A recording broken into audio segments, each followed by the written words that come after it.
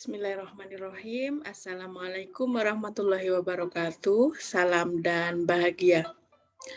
Mahasiswa penempuh mata kuliah, kajian, dan pengembangan kurikulum yang terpelajar, sebelum kita memulai perkuliahan pada kesempatan kali ini, terlebih dahulu kita buka dengan berdoa agar perkuliahan kita berjalan dengan lancar dan barokah.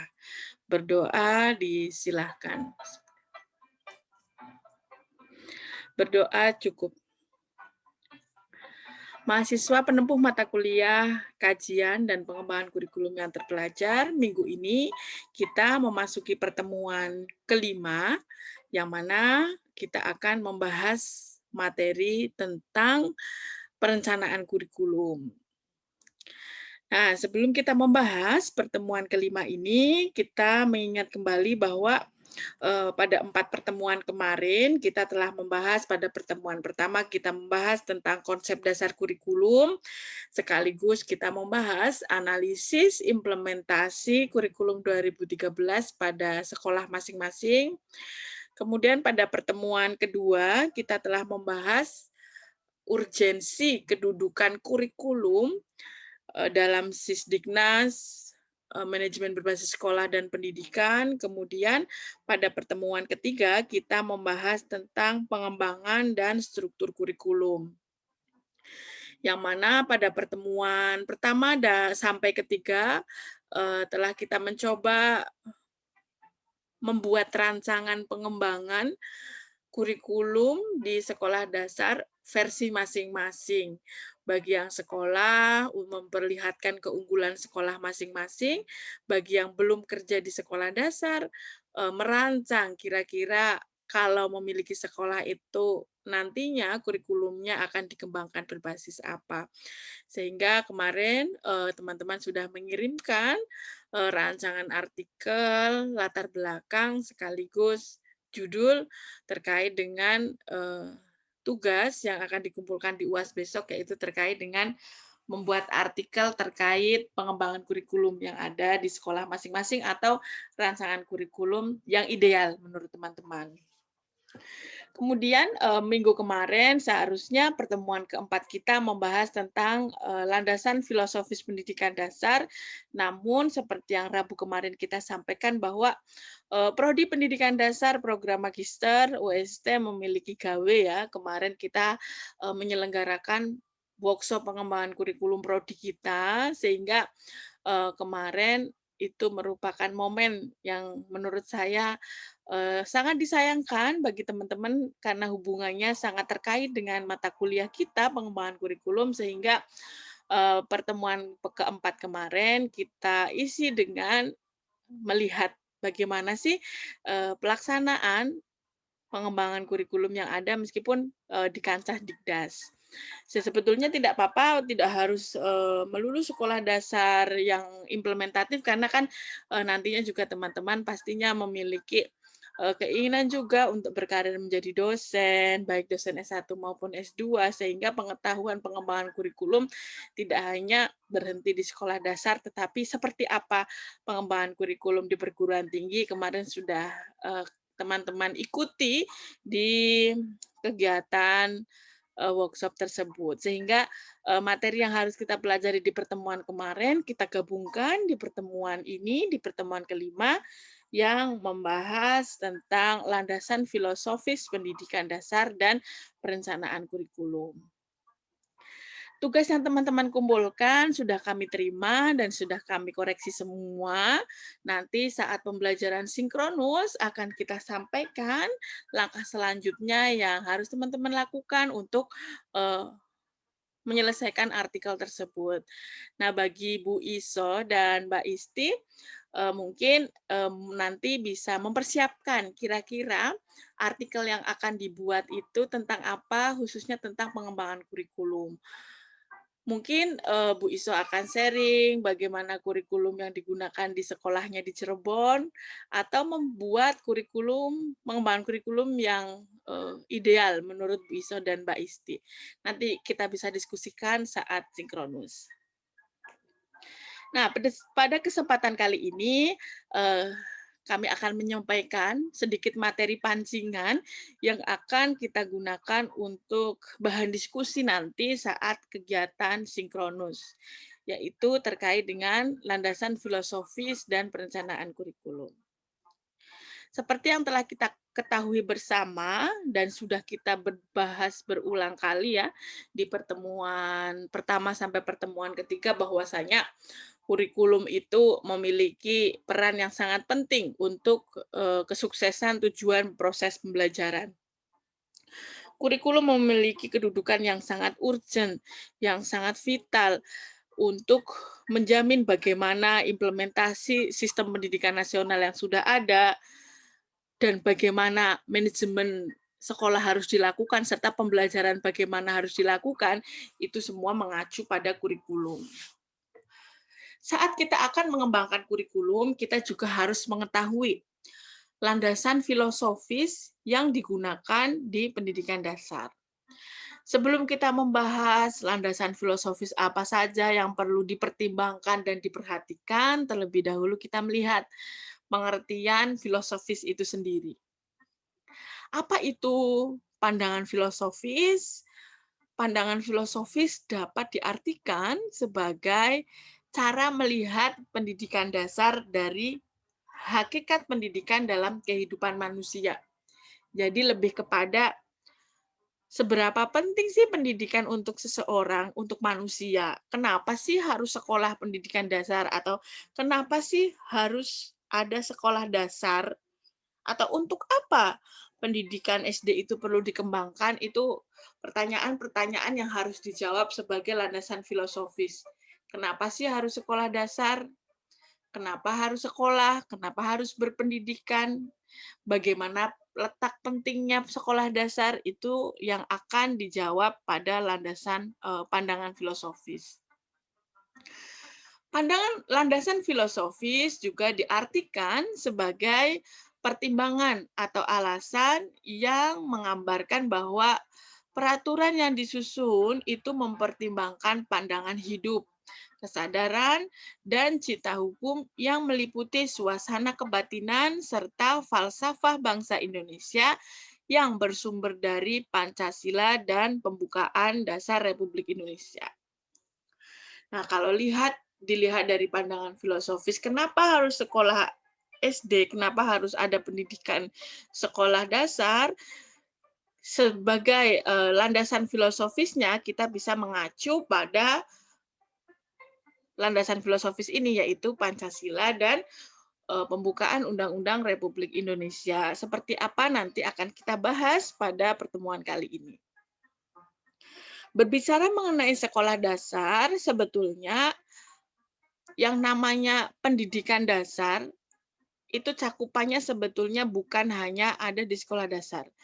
Berbicara terkait cakupan pendidikan dasar, sebetulnya ada 4 aspek yang ada di dalam pendidikan dasar, yaitu terdiri dari pendidikan anak usia dini, taman kanak-kanak, sekolah dasar, dan sekolah menengah. Ini secara nomenklatur. Namun, dalam kajian di pendidikan dasar ini, kita akan fokus pada pendidikan dasar di sekolah SD. Mengapa?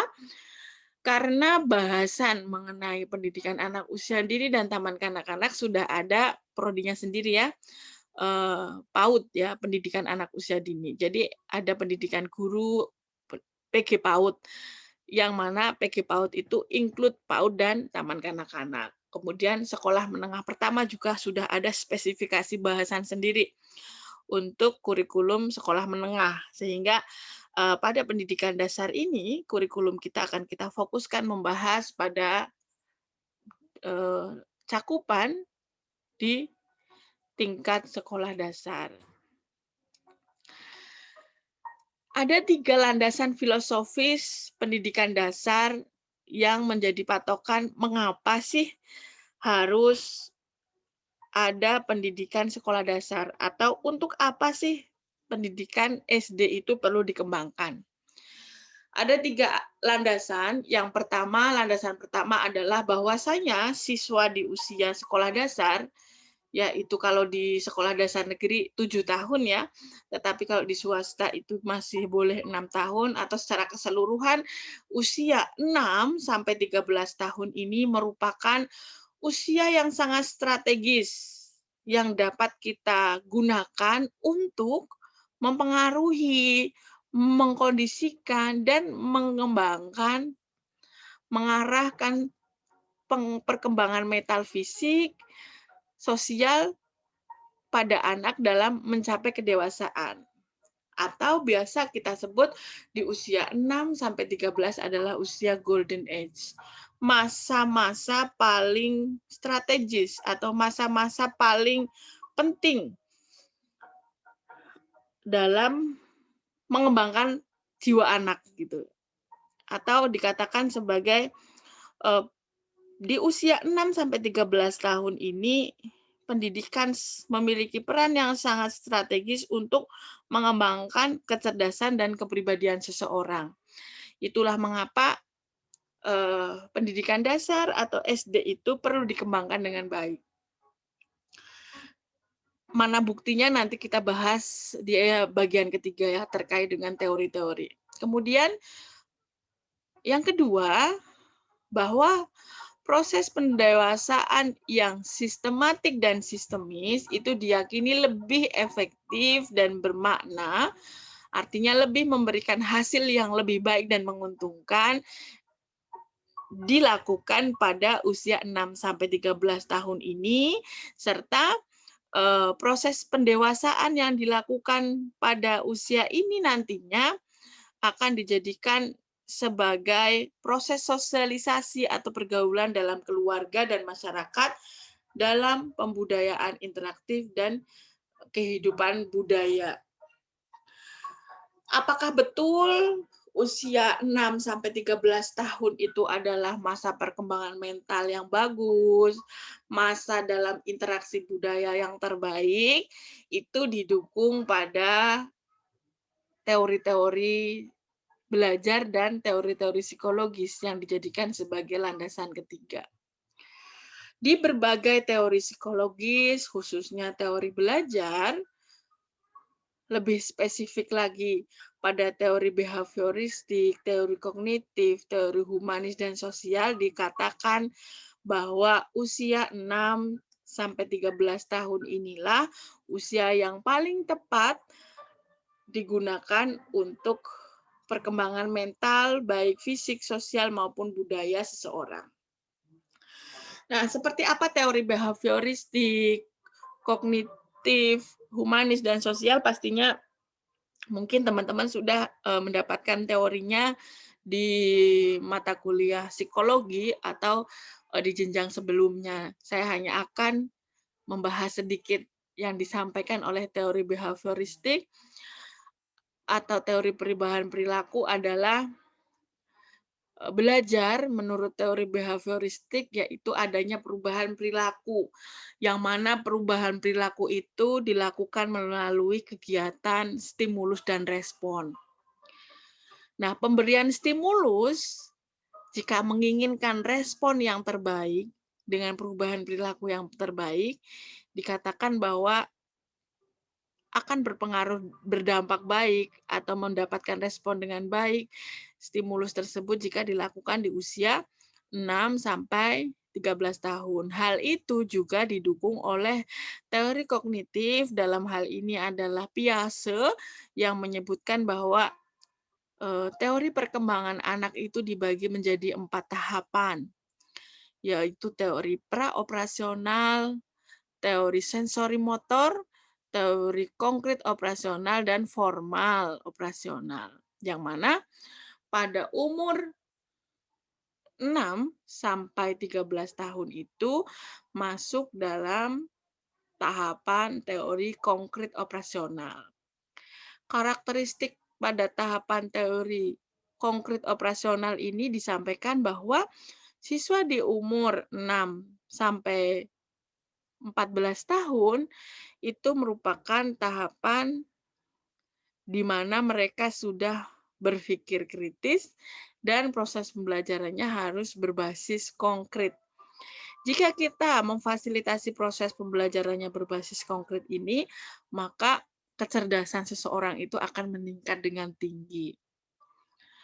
Kemudian kita lihat dari teori belajar humanistik bahwa wujud memanusiakan manusia itu sendiri dapat dilakukan melalui proses pendidikan yang memerdekakan, proses pendidikan yang memanusiakan manusia yang mana akan mengarah kepada proses kehidupan yang lebih baik.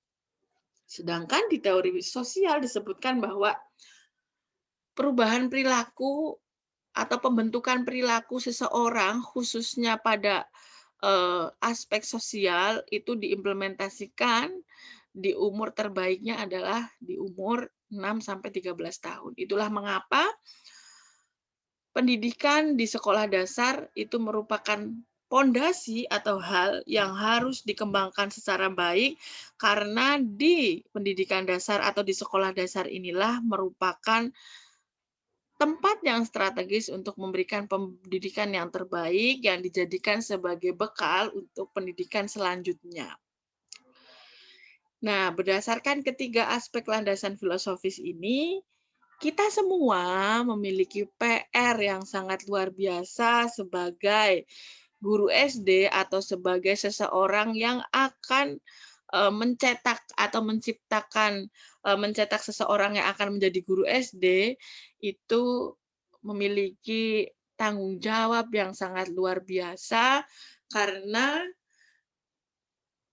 di bahu kitalah keberhasilan proses pembelajaran itu dipertanggungjawabkan.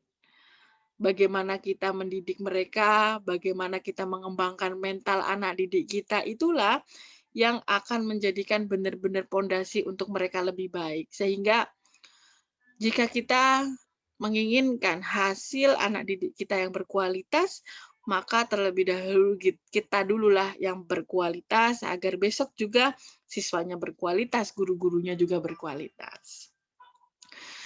Sehingga dapat kita simpulkan juga kalau kita menjadi pendidik di SD, kita harus selalu memberikan yang terbaik kepada anak didik kita agar perkembangan mental anaknya, perkembangan pengetahuan, fisik, sosial, dan budayanya dapat berkembang dengan baik. Sebisa mungkin bagaimana caranya untuk mewujudkan hal tersebut, maka dapat diwujudkan melalui perkembangan atau pengembangan kurikulum. Bagaimana pengembangan kurikulum, seperti apa perencanaannya, itulah yang akan kita bahas lebih lanjut. Itu terkait dengan landasan filosofis. Bagaimana dengan landasan konstitusional?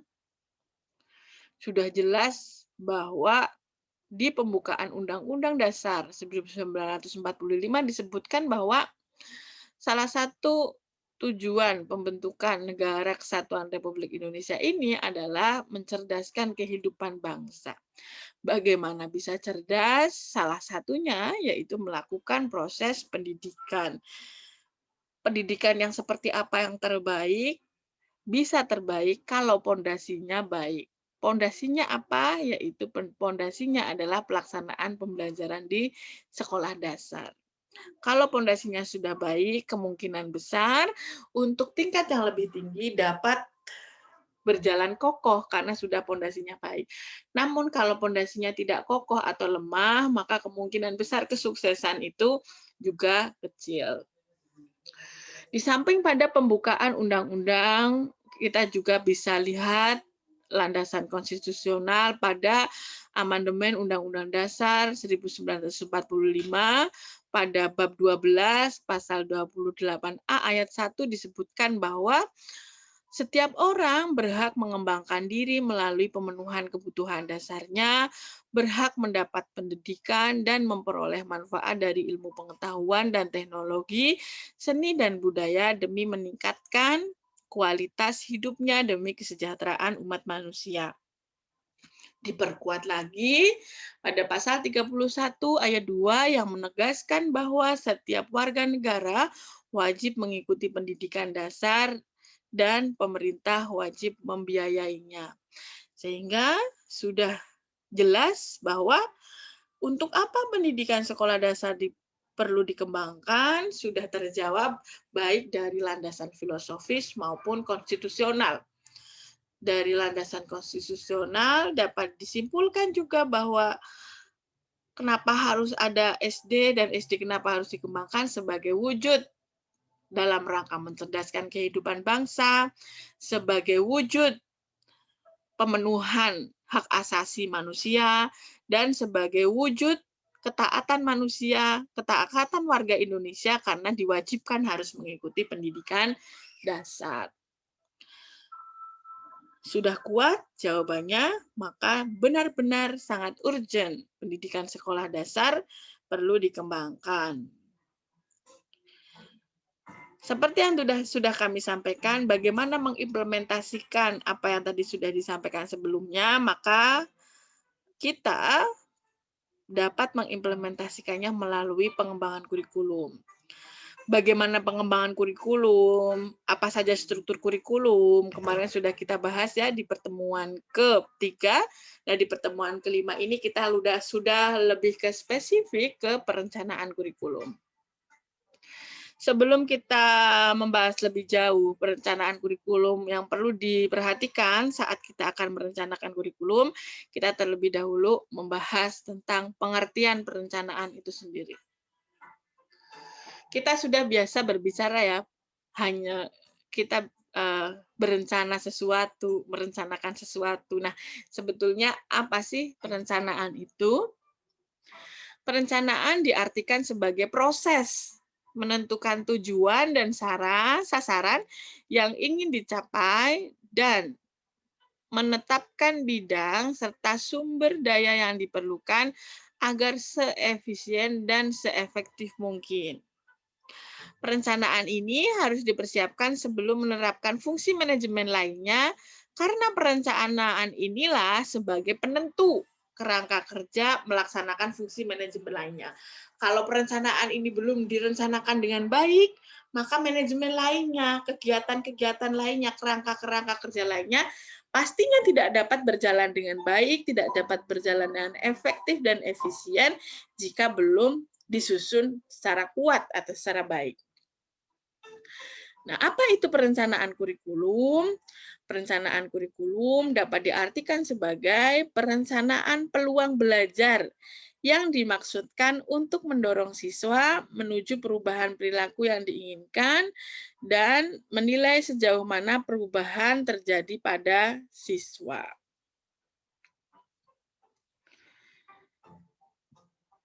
Saat kita akan merencanakan kurikulum, ada hal-hal yang perlu diperhatikan.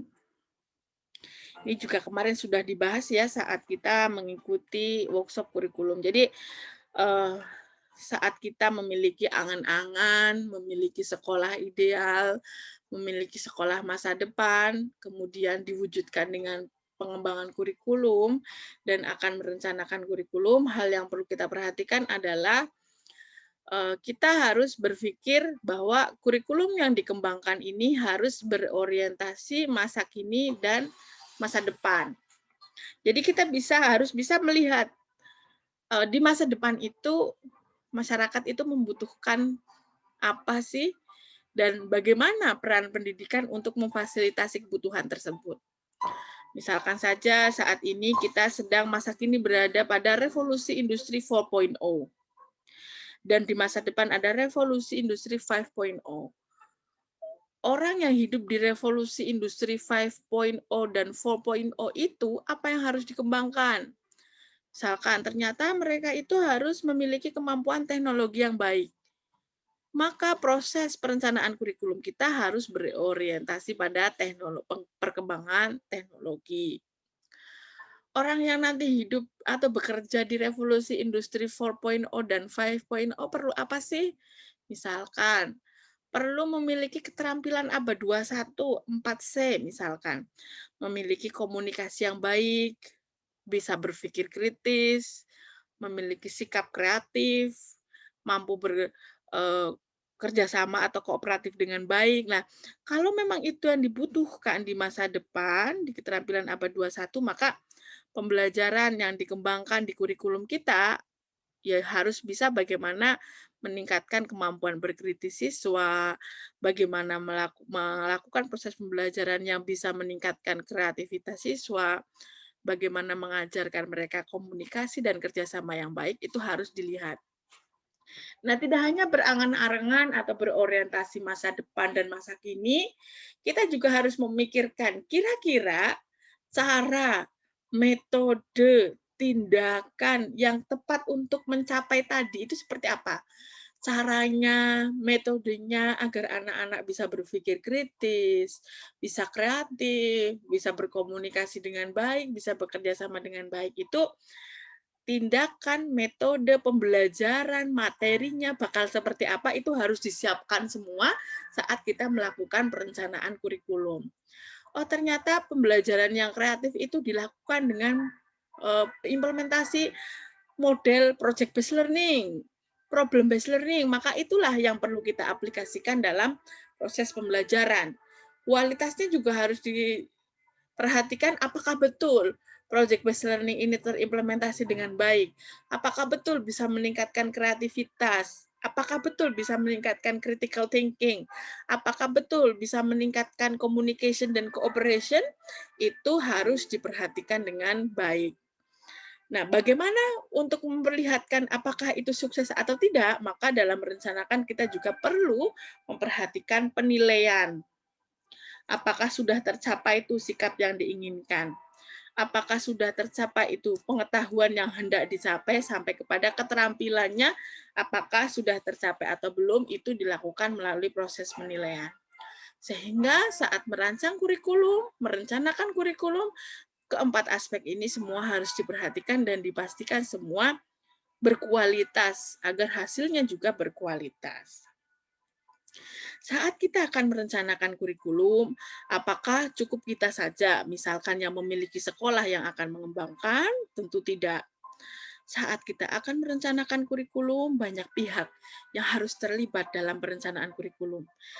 Tidak hanya kita sebagai guru atau dosen, tetapi kita juga harus mengikutkan atau melibatkan manajemennya, kepala sekolahnya, pengawasnya, administratornya, kemudian kita lihat dari perspektif pakar, apakah yang kita kembangkan itu sesuai dengan esensi-esensi yang ada, apakah sudah sesuai dengan kebijakan yang ada, maka perlu dilibatkan pemangku kebijakan, apakah sesuai dengan kebutuhan masyarakat, apakah sesuai dengan kebutuhan dunia kerja, maka kita perlu kembangkan atau libatkan ke stakeholder.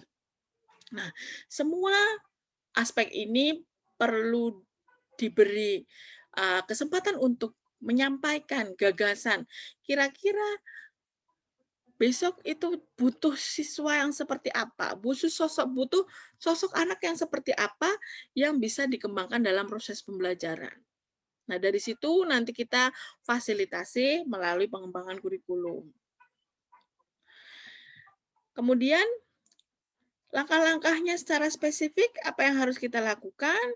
Ini menurut Seizinger, yang mana Seizinger itu menyampaikan berbagai langkah seperti yang sebenarnya tidak jauh berbeda dari yang tadi di awal sudah kita sampaikan, namun Seizinger ini lebih spesifik.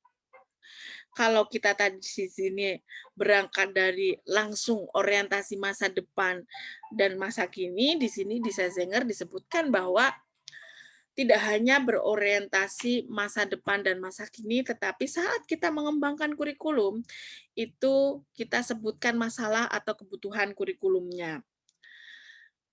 Nah, ini diimplementasikan dalam tugas artikelnya, ini juga perlu disampaikan oleh teman-teman di latar belakang. Misalkan, Mas Eko akan menuliskan bagaimana pengembangan kurikulum dalam mengintegrasikan PPK ya, program pendalaman karakter.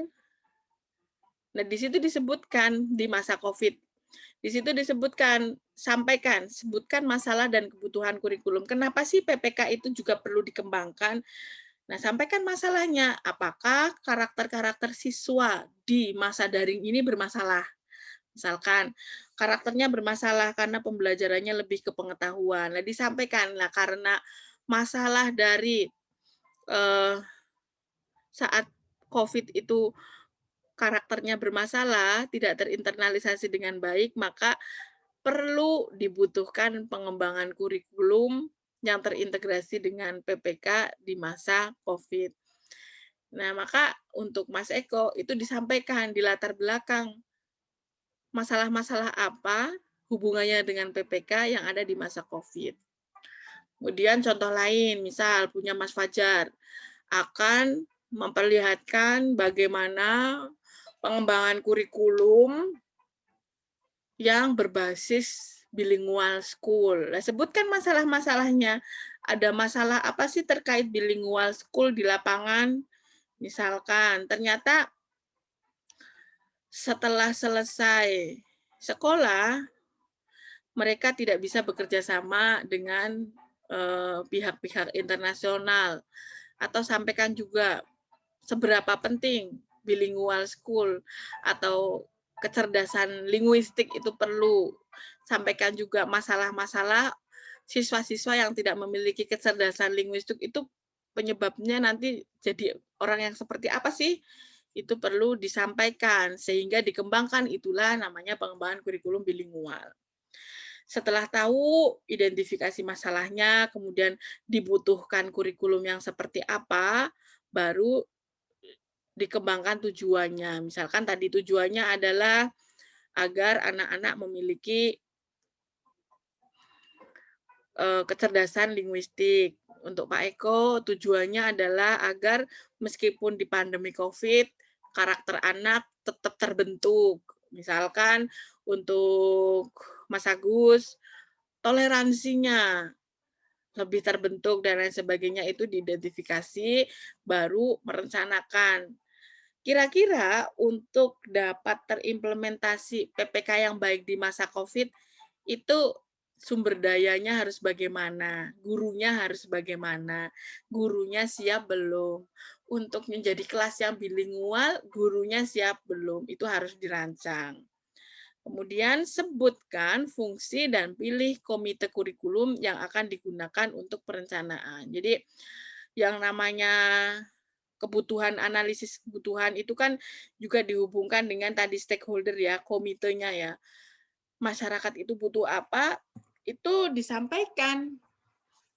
Kira-kira kalau kurikulum itu PPK diimplementasikan, apakah hanya sumber daya guru saja yang perlu mengimplementasikan? Atau juga perlu masyarakat, atau juga perlu keluarga, itu harus disiapkan semua bagaimana nanti perencanaannya. Setelah itu kita buat peran dan tanggung jawab dari semua personil.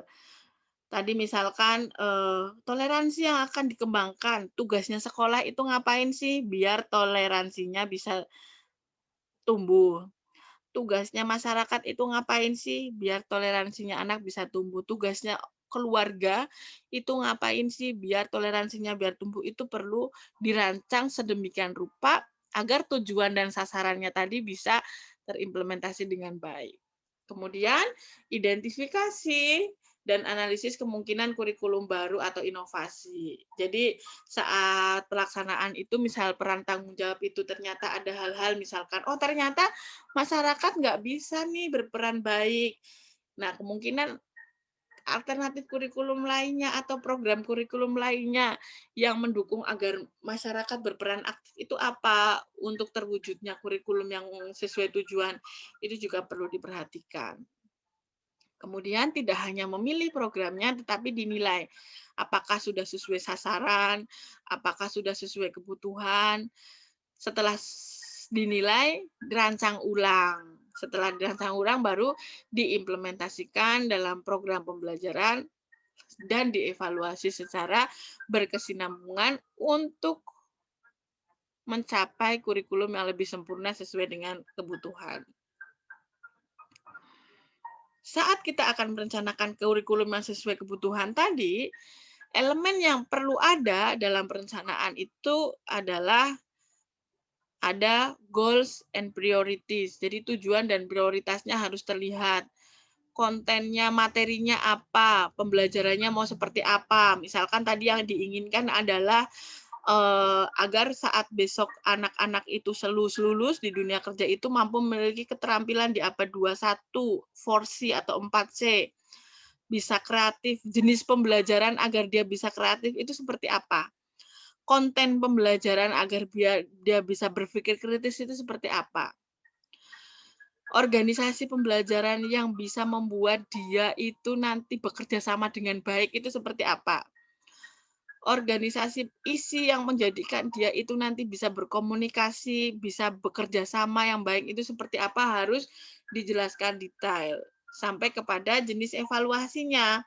Kalau jenis yang diinginkan adalah tadi keterampilan, maka evaluasinya harus disesuaikan dengan keterampilan.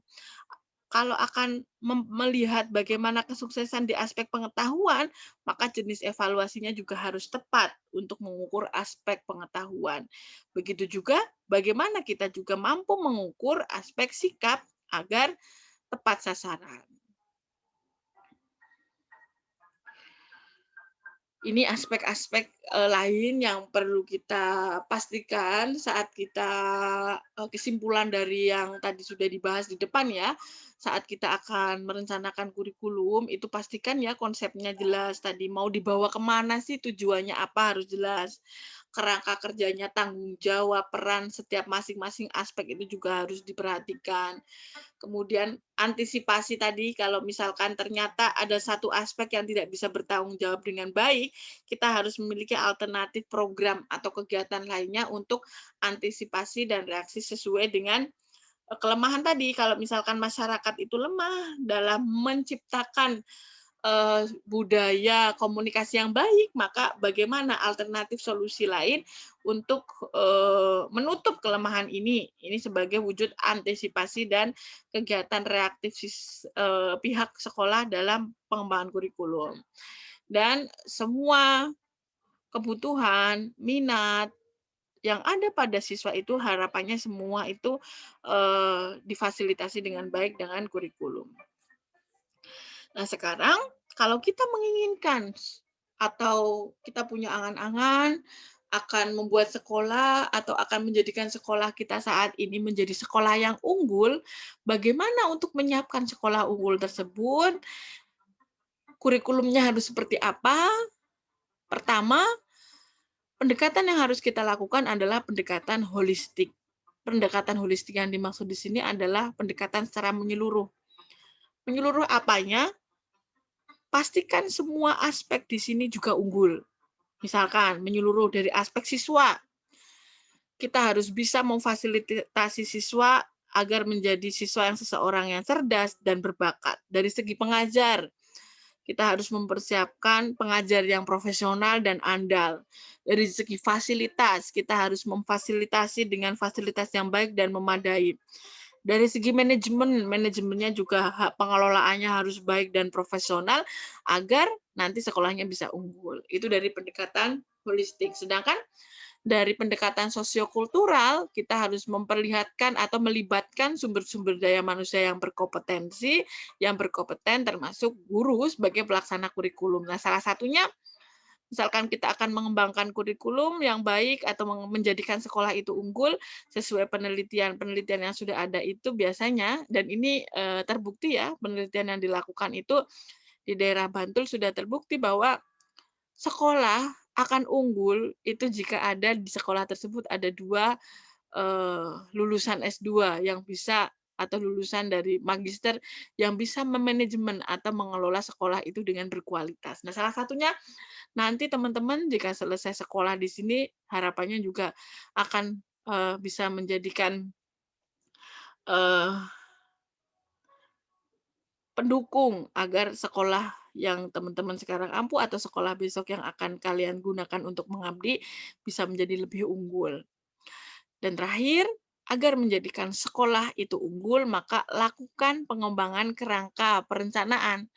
mulai dari level lokal harus seperti apa, dari regional, sebenarnya tidak hanya sampai ke nasional, tetapi bagaimana perencanaan agar kita juga mampu bersaing di kancah Asia, Asia Tenggara, atau bahkan internasional secara keseluruhan, itu perlu disiapkan. Mungkin kalau di sekolah dasar, lebih kepada 2 negara gitu ya. Kalau di perguruan tinggi lebih kepada ke kancah internasional. Itu perlu kita siapkan, siapa yang menyiapkan? Kita-kita semua sebagai agen perubahan, sebagai agen yang berpengetahuan dan terpelajar. Itu pancingan untuk pertemuan 4 dan 5 ini. Harapannya dengan pancingan-pancingan ini nanti diskusi kita bisa lebih hangat. Jika ada hal-hal yang akan didiskusikan dan ditanyakan, nanti kita bahas saat kegiatan sinkronus yang akan kita lakukan pukul 2 ya, setengah 2 mencermati video ini, pukul 2 mungkin kita bisa mulai. Sekian pemaparan dari saya, terima kasih. Sampai ketemu. Wassalamualaikum warahmatullahi wabarakatuh. Salam